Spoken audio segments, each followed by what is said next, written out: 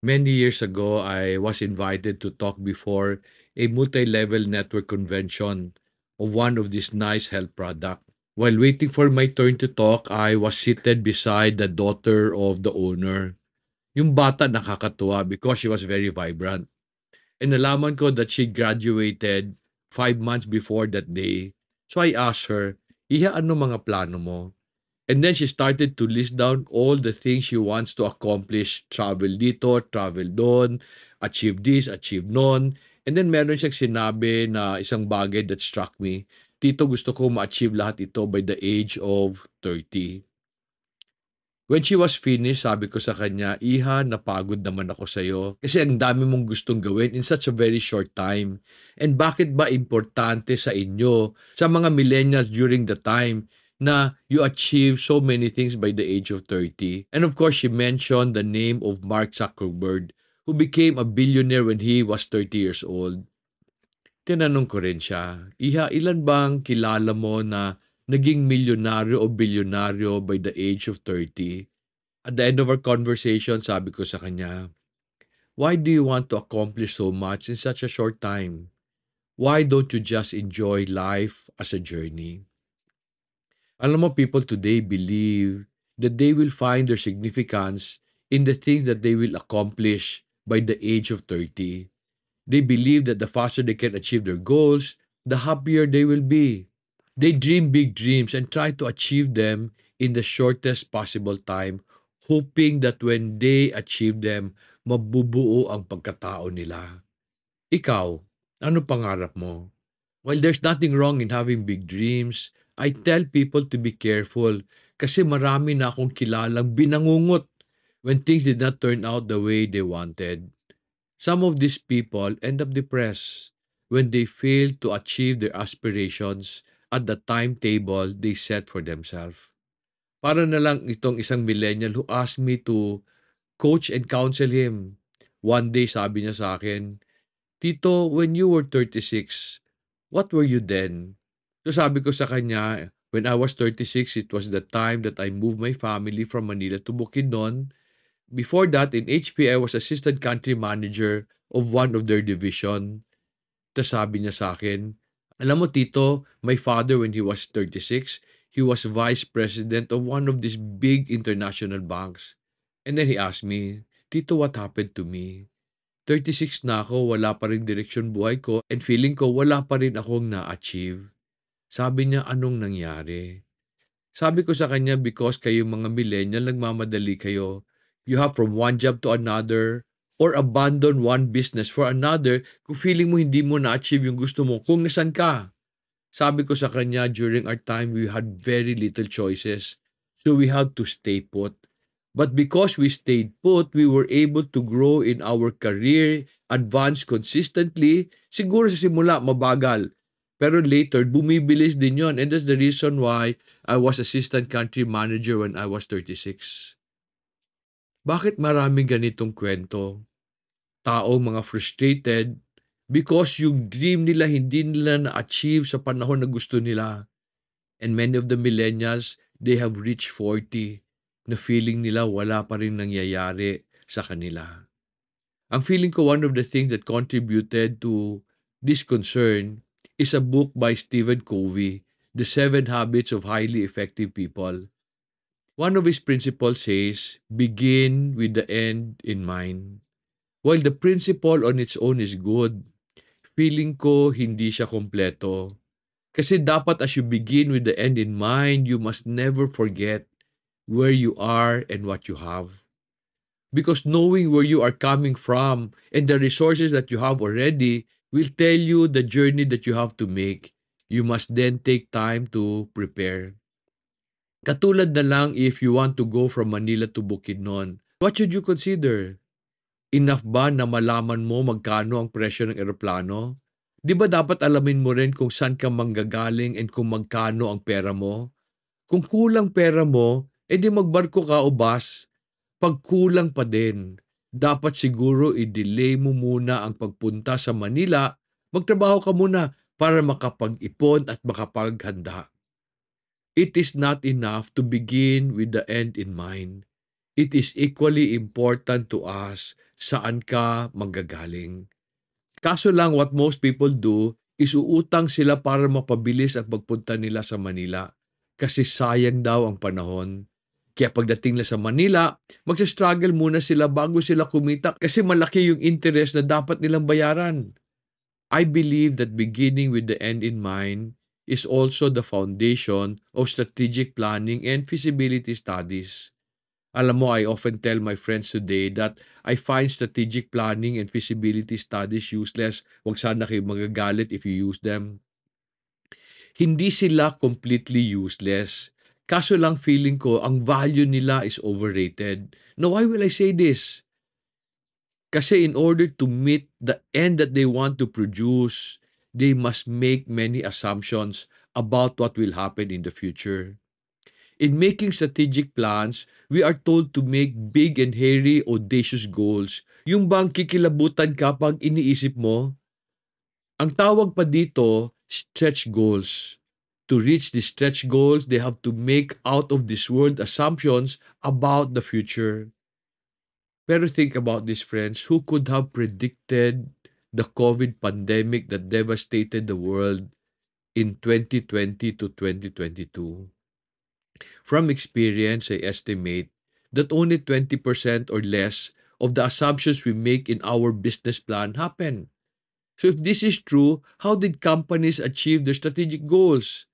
As I studied and analyzed how companies grow and how we grew in HP despite of the fact that 20% lang assumption namin nangyari, I realized great companies adjust very well to the changing world.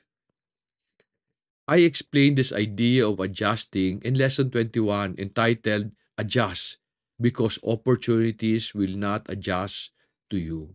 Do you know that the great men in the past did not start their journey by beginning with the end in mind? Kasi God did not tell them where they were going.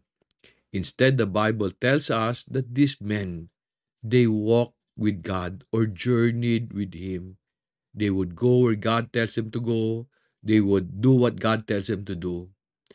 Many people today feel lost because they start their journey by setting amazing destinations and then they will do whatever is necessary to get there as soon as possible.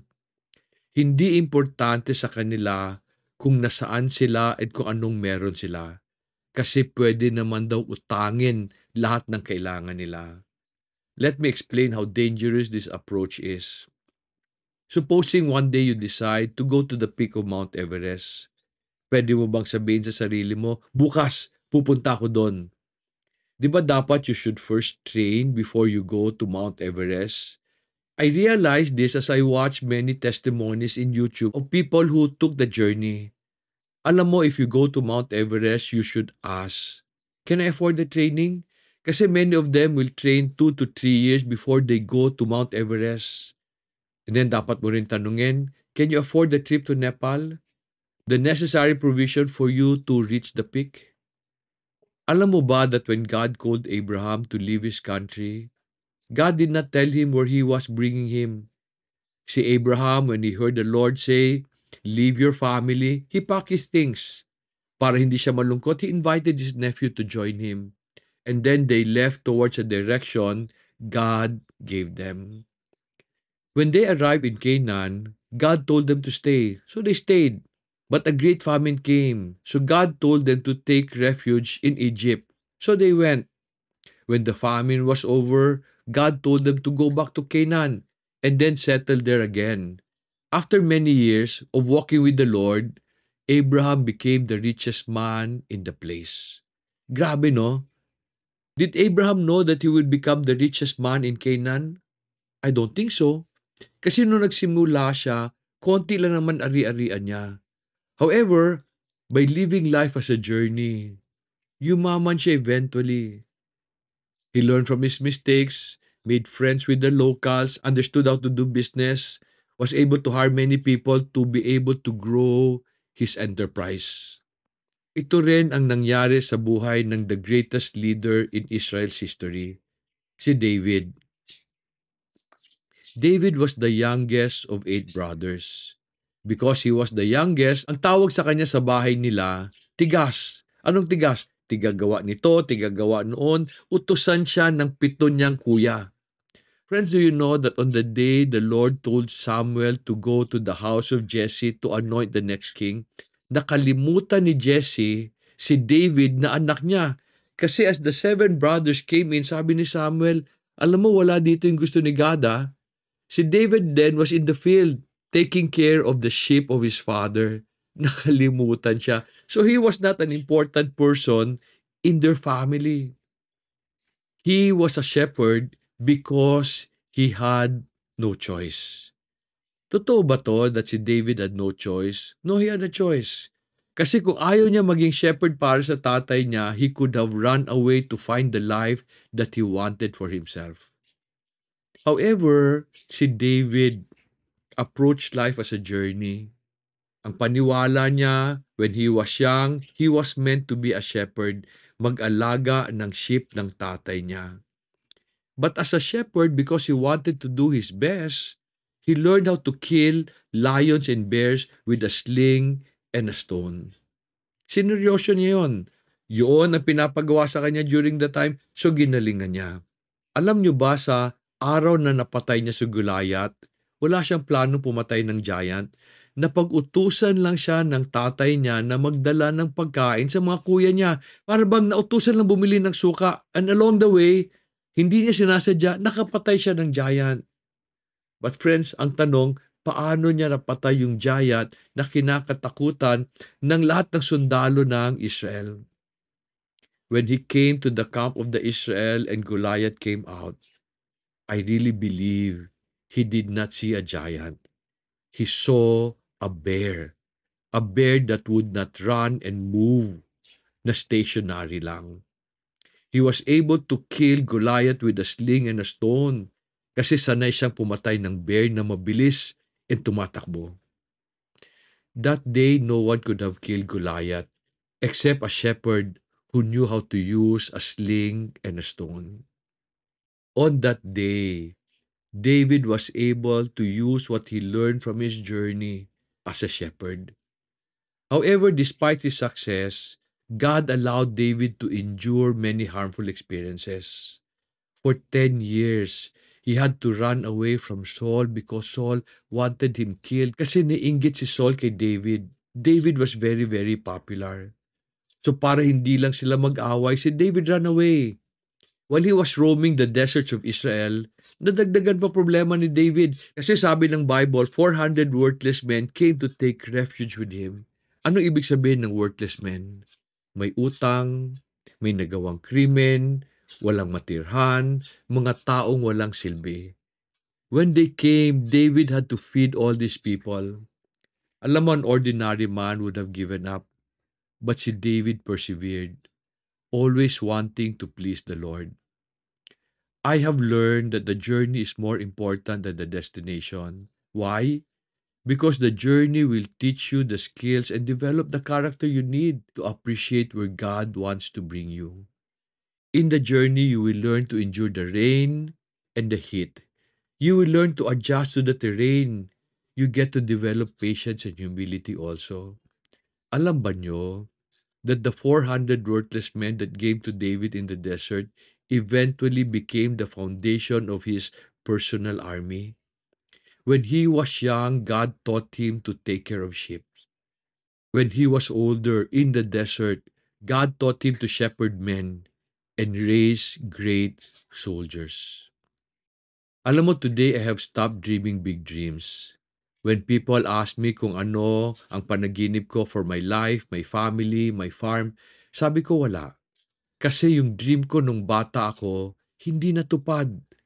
The life I live today is much, much bigger and better than what I ever imagined when I was young. I stopped dreaming big kasi alam ko mas maganda ang plano ni God sa akin. And today, ang ginagawa ko, I enjoy my journey with the Lord. I have a persistent desire to be faithful to the Lord as I walk with Him every day. I want to do my best to take care of the things God has entrusted to me kasi alam ko, if I do well today, my tomorrow will be okay. What do I mean? Many years ago, I got the chance to share my testimony in the Wealth Summit of Brother Bo Sanchez. After sharing my testimony, one of his leaders asked me, sabi niya, I like what you've done in your farm. I like the principles you use. Sabi niya, where do you see yourself 3 to 5 years from now? Alam mo, when I heard that question, napangiti ako inside. Kasi it's a question that I have not heard for a long time. Kasi yun ang tanong sa amin noon sa HP. Where do you see yourself 3 to 5 years from now? Sabi ko doon sa nagtanong, Sir, I hope you will not be offended by my answer. Kasi ever since I decided to walk with the Lord, I have stopped dreaming about 3 to 5 years from now. And ang approach ko sa negosyo is that I want to do my best every day. So ang goal ko in my business is in whatever I have, gusto ko lang siya ayusin, gusto ko siya pagandahin, gusto ko siya palakihin. Kasi ito alam ko, if I do well today, my tomorrow will be okay.